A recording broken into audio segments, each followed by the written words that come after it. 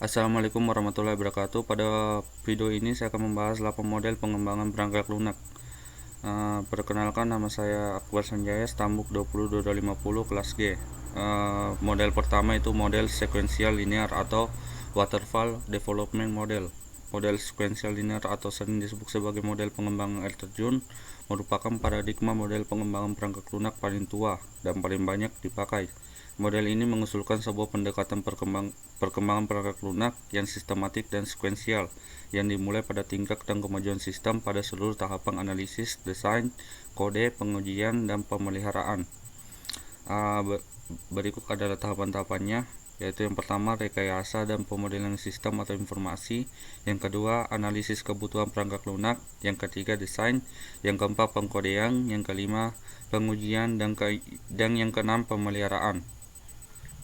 Kelebihan model ini yaitu yang pertama, tahapan proses pengembangannya tetap, mudah diaplikasikan dan prosesnya teratur. Yang kedua, cocok digunakan untuk produk software atau program yang sudah jelas kebutuhannya di awal sehingga minim kesalahannya.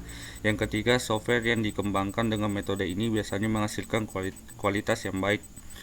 Yang keempat, dokumen pengembangan sistem sangat terorganisir karena setiap fase harus terselesaikan dengan lengkap sebelum melangkah ke fase berikutnya. Kekurangannya yang pertama, proyek yang sebenarnya jarang mengikuti arus sekuensial seperti yang diusulkan, sehingga perubahan yang terjadi dapat menyebabkan hasil yang sudah didapatkan tim pengembang harus diubah kembali atau iterasi, sering menyebabkan masalah baru. Dua, terjadinya pembagian proyek menjadi tahap-tahap yang tidak fleksibel karena komitmen harus dilakukan pada tahap awal proses. Tiga, sulit untuk mengalami perubahan kebutuhan yang diinginkan oleh customer atau pelanggan.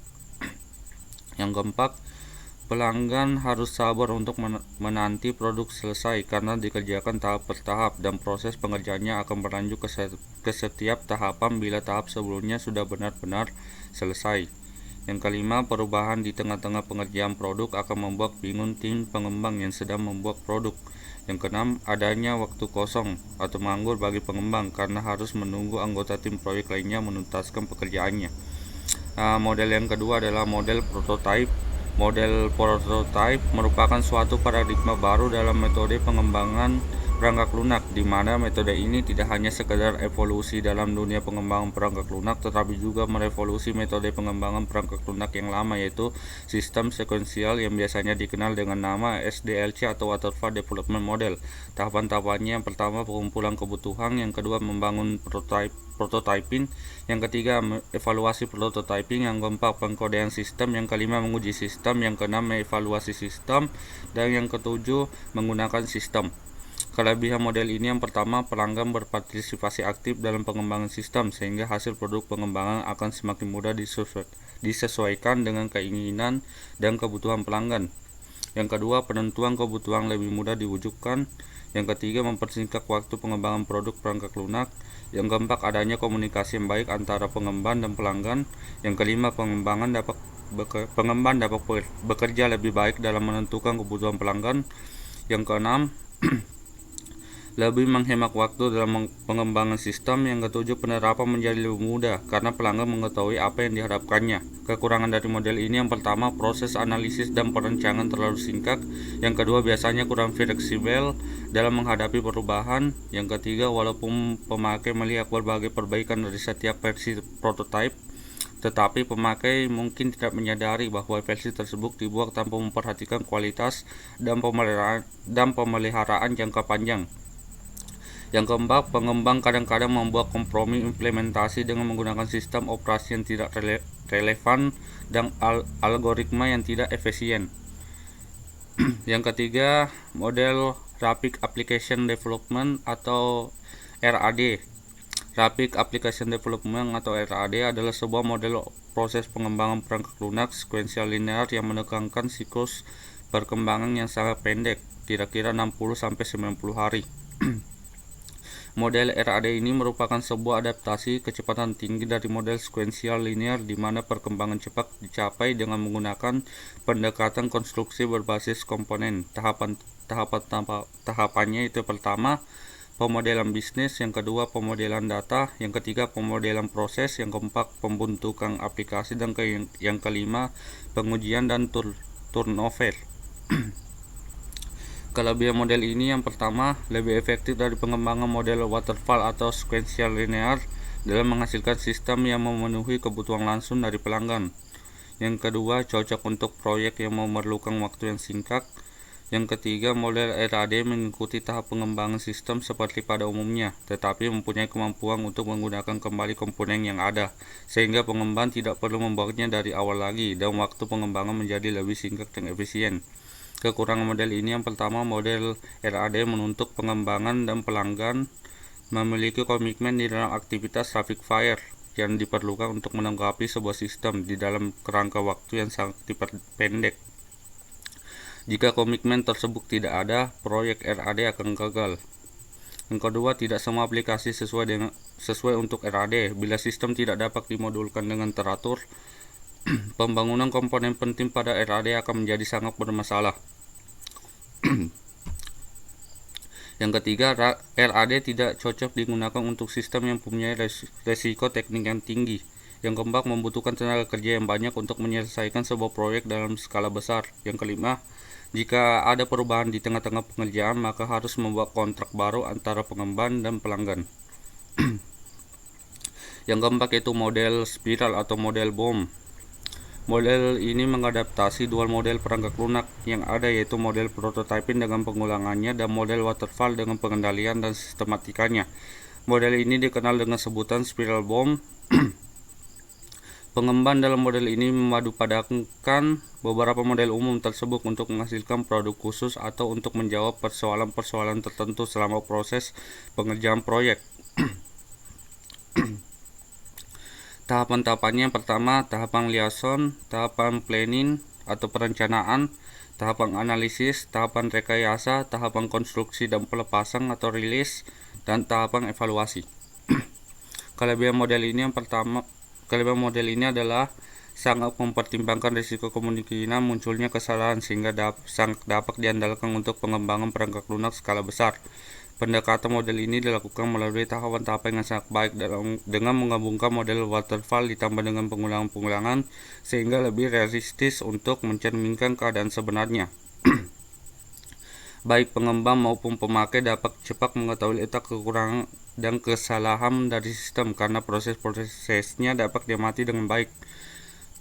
Kekurangannya, waktu yang dibutuhkan untuk mengembangkan perangkat lunak cukup panjang dan demikian juga biaya yang sangat besar. Selain itu, sangat tergantung kepada tenaga ahli yang dapat memperkirakan risiko. Terdapat pula kesulitan untuk mengontrol proses. Sampai saat ini, karena masih relatif baru, belum ada bukti apakah metode ini cukup handal untuk diterapkan. 5. Model incremental.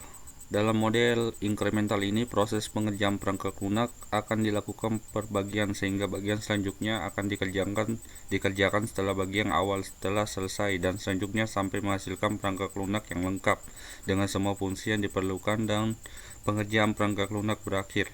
Sebelum pengerjaan perangkat lunak akan dilakukan perancangan arsitektur software sebagai kerangka dalam pengerjaan per bagian. Tahapan-tahapannya yang pertama, requirement, yang kedua specification, yang ketiga arsitektur design, yang keempat kode, yang kelima tes. Kelebihan model ini yang pertama, personil bekerja optimal, yang kedua mampu mengakomodasi perubahan secara fleksibel dengan waktu yang relatif singkat dan tidak dibutuhkan anggota atau tim kerja yang banyak untuk menjalankannya. Yang ketiga, pihak konsumen dapat langsung menggunakan dahulu bagian-bagian yang telah selesai dibangun, contohnya pemasukan data karyawan. Yang keempat, mengurangi trauma karena perubahan sistem. Klien dibiasakan perlahan-lahan menggunakan produknya setiap bagian demi bagian. Yang kelima, memaksimalkan pengembalian modal investasi konsumen. Kekurangannya yang pertama, tidak cocok untuk proyek berukuran besar lebih dari 200.000 baris coding. Yang kedua, sulit untuk memetakan kebutuhan pemakai ke dalam rencana spesifikasi tiap-tiap hasil dari increment. Yang keenam, model proses evolusioner. Model proses evolusional didasarkan pada pemahaman bahwa software yang dibuat akan mengalami perubahan atau evolusi secara perlahan-lahan di sepanjang waktu. Hal ini disesuaikan dengan perkembangan bisnis dan spesifikasi hardware. Model proses evolusioner bersifat iteratif atau berulang, sehingga hasil proses berupa produk yang makin lama makin lengkap sampai versi terlengkap dihasilkan sebagai produk akhir dari proses. Tahapan-tahapannya: pertama, communication; yang kedua, quick plan; yang ketiga, modeling quick design; yang keempat, construction of prototype; yang kelima, development delivery and feedback. Kelebihannya: yang pertama, lebih efektif dari metode waterfall dalam menghasilkan sistem yang memenuhi kebutuhan langsung dari pelanggan. Yang kedua, ketika pelanggan memberikan feedback, software yang diberikan kepada pelanggan dapat dilakukan pembaharuan. Kekurangannya, jika software dibuat dengan cepat, akan terjadi pemborosan pada pembuatan dokumen yang menggambarkan setiap versi sistem. Yang kedua, kecenderungan perubahan yang terus-menerus akan mengurangi struktur dari perangkat lunak. Yang ketiga, kebanyakan sistem yang dikembangkan melalui cara ini telah diimplementasikan oleh kelompok kecil yang memiliki keterampilan yang tinggi dan motivasi yang kuat. Yang ketujuh, model Agile. Agile Software Development adalah metodologi pengembangan software yang didasarkan pada proses pengerjaan yang dilakukan berulang, di mana aturan dan solusi yang disepakati dilakukan dengan kolaborasi antar tim secara terorganisir dan terstruktur. Tahapan-tahapannya: yang pertama, perencanaan; yang kedua, implementasi; yang ketiga, tes perangkat lunak; yang keempat, dokumentasi; yang kelima, development; yang keenam, pemeliharaan perangkat lunak. Kelebihan model ini: yang pertama, proses pengembangan perangkat lunak membutuhkan waktu yang relatif cepat dan tidak membutuhkan resource yang besar. Yang kedua, perubahan dapat ditangani dengan cepat sesuai dengan kebutuhan klien. Yang ketiga, klien dapat memberikan feedback kepada tim dalam proses pembuatan program. Kekurangannya, Agile tidak cocok apabila dikerjakan oleh tim yang tidak memiliki komitmen untuk menyelesaikan proyek bersama-sama. Yang kedua, metode Agile kurang tepat apabila dikerjakan dengan jumlah skala tim yang besar, lebih dari 20 orang. Yang ketiga, tim pengembang harus selalu bersiap karena perubahan dapat terjadi kapanpun. Yang ke-8, model Scrum. Scrum adalah salah satu metode rekayasa perangkat lunak dengan menggunakan prinsip-prinsip pendekatan Agile yang bertumpu pada kekuatan dan kolaborasi tim, incremental produk, dan proses iterasi untuk mewujudkan hasil akhir. Tahapannya: yang pertama, produk backlog; yang kedua, backlog refinement; yang ketiga, sprint planning meeting; yang keempat, daily scrum; yang kelima, sprint review meeting; yang keenam, sprint retrospektif. Kelebihannya: yang pertama, membantu dalam menghemat waktu dan biaya karena biaya overhead dari proses dan manajemen yang minim, sehingga dapat mengarahkan kita kepada hasil yang lebih cepat dan lebih murah. 2. Dengan menggunakan Scrum, proses transformasi bisnis yang sulit untuk diukur menjadi mudah untuk dikembangkan. Yang ketiga, pergerakan pengembang cutting edge dapat dengan cepat dikodekan dan diuji menggunakan metode ini. Kekurangannya: yang pertama, bisa menjadi salah satu penyebab utama terjadinya scope creep. Yang kedua, setiap tugas harus didefinisikan dengan baik karena hal ini dapat mempengaruhi perkiraan biaya dan waktu pengerjaan proyek. Jika tidak didefinisikan dengan baik, maka semua hal tersebut tidak akan akurat. Yang ketiga, jika anggota tim tidak berkomitmen dengan baik, maka proyek bisa saja tidak akan selesai atau bahkan bisa gagal. Sekian dari saya. Wassalamualaikum warahmatullahi wabarakatuh.